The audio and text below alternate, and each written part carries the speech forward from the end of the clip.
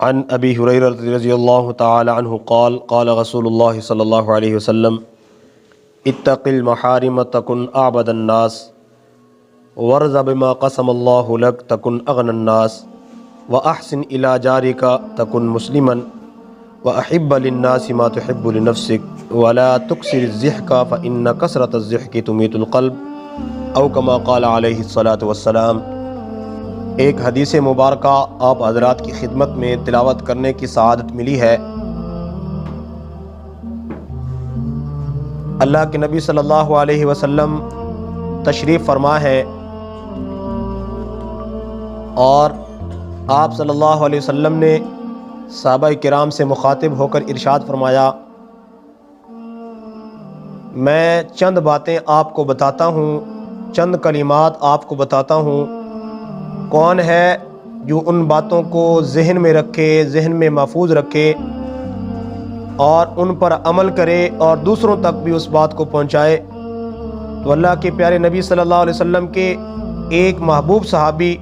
حضرت ابو ہریرہ رضی اللہ تعالی عنہ نے عرض کی، انا یا رسول اللہ، اس بات کو سننے کے لیے، محفوظ کرنے کے لیے میں تیار ہوں اور اس پر عمل کرنے کے لیے میں تیار ہوں اور دوسروں تک پہنچانے کے لیے بھی میں تیار ہوں۔ اللہ کے پیارے نبی صلی اللہ علیہ وسلم نے 5 باتیں ارشاد فرمائیں اور ایک ایک جملہ جو ہے اللہ کے نبی صلی اللہ علیہ وسلم کا جوامع الکلمات میں سے ہے، یعنی اللہ کے نبی صلی اللہ علیہ وسلم کی زبان اقدس سے جو باتیں یہ نکلی ہیں بظاہر مختصر لگتی ہیں، لیکن ان میں جو وسعت ہے، مضمون کی جامعیت ہے، وہ بہت زیادہ ہے۔ اللہ کے نبی صلی اللہ علیہ وسلم نے پہلی بات حضرت ابو ہریرہ رضی اللہ عنہ کو بتائی، ارشاد فرمائی، اتق المحارم تکن اعبد الناس،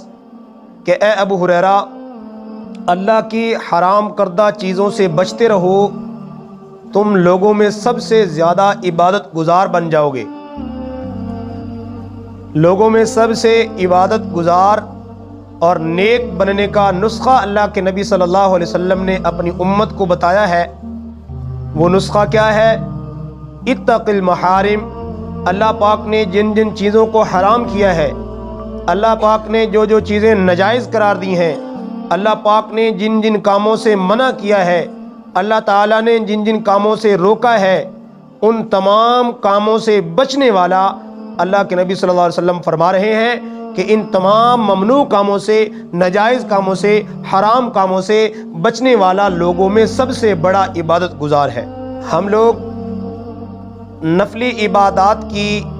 طرف بہت زیادہ متوجہ ہوتے ہیں، نفلی عبادات کی زیادہ اہمیت ہمارے ہاں ہوتی ہے، لیکن گناہوں سے بچنے کا اہتمام ہمارے ہاں نہیں ہوتا کہ اللہ پاک نے جن جن چیزوں کو حرام کیا ہے، جو جو کام ہمارے لیے کرنے حرام ہیں، ان چیزوں سے ہم بچنے کی کوشش نہیں کرتے، بچنے کا اہتمام نہیں کرتے۔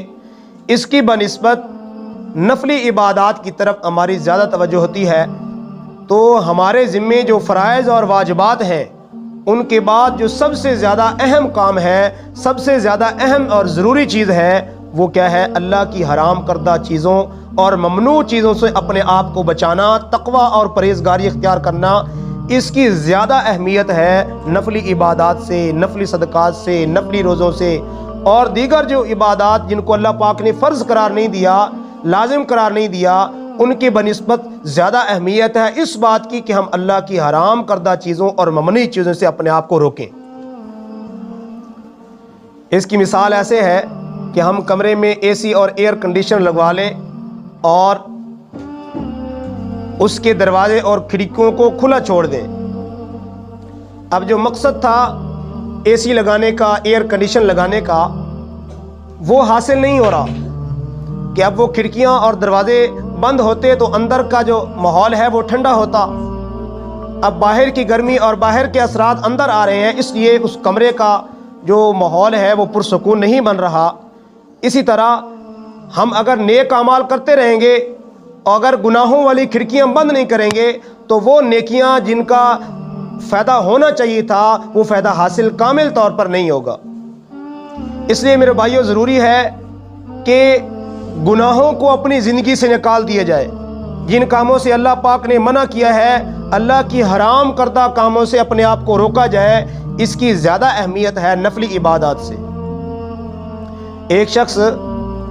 نفلی عبادات کا بڑا اہتمام کرتا ہے، ذکر و تلاوت، تہجد کی پابندی اور دیگر جو نفلی صدقات خیرات ہیں ان کی بڑی پابندی کرتا ہے، لیکن جو اللہ کی طرف سے حرام کردہ چیزیں ہیں ان کا اہتمام نہیں کرتا، ان سے بچنے کی کوشش نہیں کرتا۔ اور دوسرا وہ شخص ہے جو نفلی عبادات کا اہتمام نہیں رکھتا، نفلی عبادات کی پابندی نہیں کرتا، لیکن جو اللہ پاک کی جانب سے حرام کردہ چیزیں ہیں، ممنوع کام ہیں، ان سے بچنے کا اہتمام کرتا ہے، ان سے پرہیز کرتا ہے۔ تو آپ بتا سکتے ہیں کہ ان دونوں میں کون زیادہ افضل ہے؟ یقیناً وہی زیادہ افضل ہے جو اللہ کی ممنوع کردہ کاموں سے، حرام کاموں سے، گناہوں سے اپنے آپ کو بچاتا ہے، اور اگرچہ اس کی زندگی میں نفلی عبادات کا ذخیرہ نہیں ہے۔ میرے بھائیو، نفلی عبادات، نفلی صدقات، نفلی جو نیک اعمال ہیں ان کی بڑی فضیلت ہے، ان کا بڑا درجہ ہے، لیکن اس سے زیادہ جو اہمیت ہے وہ گناہوں اور نافرمانی والے کام، ان سے بچنا ضروری ہے۔ اب جب بندہ نماز پڑھتا ہے، جب اللہ کے حضور جھکتا ہے، سجدہ کرتا ہے، اللہ کے سامنے پیش ہوتا ہے، جھکتا ہے، تو اگر بندہ نماز بھی پڑھ رہا ہے، اللہ کے سامنے جھک بھی رہا ہے اور پھر گناہوں کو چھوڑ بھی نہیں رہا، تو اس کا مطلب یہ ہوا کہ بندہ عمل کر تو رہا ہے، اے اللہ میں تیرا بندہ ہوں، تیرے سامنے جھکا ہوا ہوں، لیکن عملی طور پہ کیا ثابت کر رہا ہے کہ میں تیرا حکم نہیں مانوں گا۔ اب جب گناہوں سے بچے گا، اپنے آپ کو بچائے گا، تو پھر جس کی عبادت کامل ہوگی، اللہ کی اطاعت اور بندگی کا جو مفہوم ہے کہ بندہ اپنے آپ کو اللہ کے حوالے کر دے، اللہ رب العزت کے اپنے آپ کو سپرد کر دے، تو یہ بندگی کا حقیقی معنی ہے۔ عبادت بندگی کا معنی حقیقی یہ ہے کہ بندہ اللہ کے حوالے کر دے، اپنے آپ کو اللہ کے سپرد کر دے، کہ اپنی جو اللہ تعالیٰ کی مرضی ہے اس کے مطابق کام کرے، اس میں اپنی خواہش، اپنی مرضی اور اپنی منچاہی جو خواہشات ہیں ان کا جو اثرات اس کے اندر داخل نہ ہوں۔ اللہ کے نبی صلی اللہ علیہ وسلم کے دربار میں دو عورتوں کا ذکر کیا گیا۔ آپ صلی اللہ علیہ وسلم کو بتایا گیا، یا رسول اللہ، ایک عورت ہے، بڑی نفلی عبادات کی پابند ہے، تہجد کی پابند ہے، نیک اعمال کی پابندی کرنے والی ہے اور نفلی روزوں کا اہتمام کرنے والی ہے، لیکن اس کی زبان بڑی تیز ہے، بد زبان ہے، اپنی خاص طور پہ پڑوسیوں کو بڑی تکلیف پہنچاتی ہے اور اس چیز کا اہتمام نہیں کرتی۔ اور دوسری عورت کا ذکر کیا گیا کہ یا رسول اللہ، ایک عورت ہے جو زیادہ نفلی عبادات، فرائض واجبات کا اہتمام تو کرتی ہے، لیکن نفلی عبادات اس کا اہتمام نہیں ہے، لیکن اس کا سلوک اپنے پڑوسیوں کے ساتھ اچھا ہے اور اپنی زبان کا صحیح استعمال کرتی ہے، تو اس میں افضل کون ہے؟ تو اللہ کے نبی صلی اللہ علیہ وسلم نے فرمایا کہ جو فرائض واجبات کی ادائیگی کے بعد لوگوں کے ساتھ اچھے سلوک سے پیش آتی ہے اور ان کو تکلیف کسی کو نہیں پہنچاتی، پڑوسیوں کو تکلیف اور اذیت نہیں پہنچاتی، وہ افضل ہے بنسبت اس عورت کے جو نفلی عبادات کا اہتمام تو کرتی ہے لیکن اپنے آپ کو ان ممنوع کاموں سے، جن کاموں سے اللہ نے منع کیا ہے، نہیں روکتی۔ اس سے افضل ہے وہ عورت جس کی اعمال میں، ذخیرہ اعمال میں نفلی عبادات تو نہیں ہے لیکن ان ممنوع اور گناہوں والے کام سے وہ بچتی ہے، یہ افضل ہے۔ اسی طرح میرے بھائیوں، سینکڑوں کام ایسے ہیں، سینکڑوں گناہ ایسے ہیں جو ہم سے سرزد ہوتے ہیں لیکن ہم ان کاموں کو گناہ ہی نہیں سمجھتے۔ اب اگر کوئی گناہ کو گناہ سمجھ کے کرتا ہے تو اس کا نتیجہ اور ہوتا ہے، اگر کوئی گناہ کو گناہ نہیں سمجھتا تو اس کا نتیجہ اور ہوتا ہے، کیونکہ اگر کوئی عمل کرتا ہے گناہ والا کام اور اس کو وہ گناہ سمجھتا ہے، اس کی نفرت اس کے دل میں ہوگی اور پھر اس پر ندامت بھی ہوگی، اس پر وہ توبہ بھی کرے گا، اس کو شرمندگی بھی ہوگی، اللہ سے معافی بھی مانگے گا۔ اور جو گناہ والا کام کرتا بھی ہے اور اس کو گناہ سمجھتا بھی نہیں ہے، ایک تو اس گناہ سے اس کو نفرت نہیں ہوگی اور دوسرے نمبر پہ اس کو توبہ کا اہتمام نہیں ہوگا، اس کو ندامت اور شرمندگی نہیں ہوگی اور وہ اس گناہ پر جو ہے اصرار کرتا رہے گا، ڈٹا رہے گا، کیونکہ اس نے اس گناہ کو گناہ سمجھا ہی نہیں ہے۔ ان گناہوں میں سے سب سے پہلے نمبر پہ جو ہمارے معاشرے میں بہت زیادہ پائی جاتی ہے، کیا دیندار، کیا غیر دیندار، کیا نمازی، کیا حاجی، کیا غازی، سب اس کے اندر مبتلا۔ وہ کون سا گناہ ہے میرے بھائیو؟ غیبت والا گناہ۔ اللہ کے نبی صلی اللہ علیہ وسلم نے فرمایا الغیبت اشد من الزنا، زنا والا عمل کتنا برا اور کبھی ہے اللہ کی نظر میں۔ آپ صلی اللہ علیہ وسلم فرما رہے ہیں کہ غیبت والا گناہ زنا سے بھی زیادہ شدید سخت ہے۔ اس کی وجہ علماء نے یہ لکھی ہے کہ جو زنا کرنے والا ہوتا ہے، بدکاری کرنے والا ہوتا ہے، بے حیائی کرنے والا ہوتا ہے،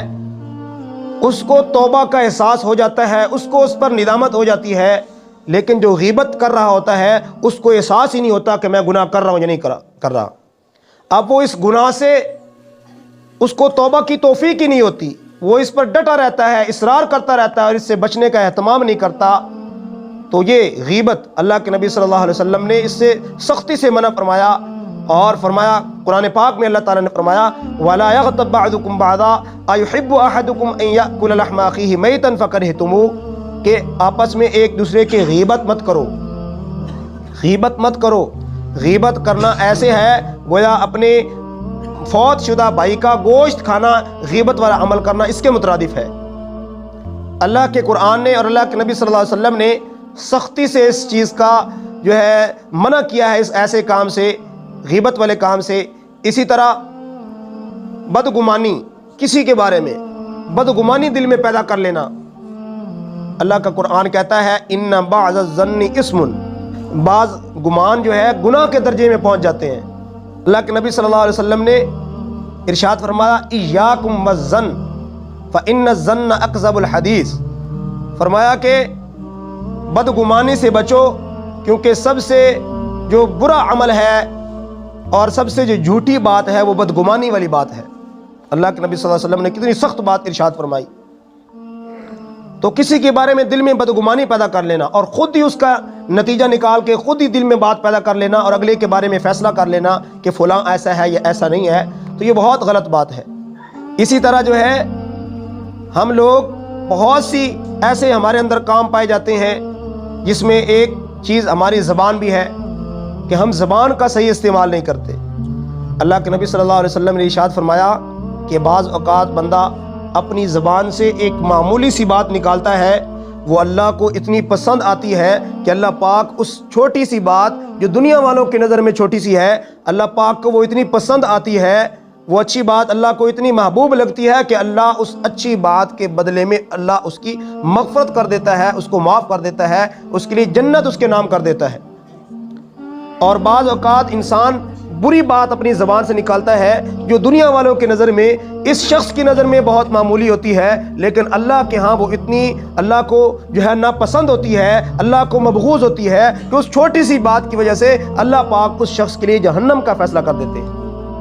اس لیے بزرگ کہتے ہیں بھائی پہلے تولو پھر بولو، زبان سے وہ بات نکالو جو ہے اچھی بات ہے، اور جس بات جو بری بات ہے، جس بات کا نتیجہ برا نکلنے والا ہے، وہ کبھی بھی زبان سے مت نکالو۔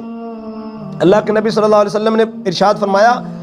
کہ انسان کو جہنم کی طرف لے جانے والی جو چیز ہے زبان سے بڑھ کر کوئی خطرناک چیز نہیں ہے۔ اللہ کے نبی صلی اللہ علیہ وسلم نے یہ بھی فرمایا کہ جو شخص اپنے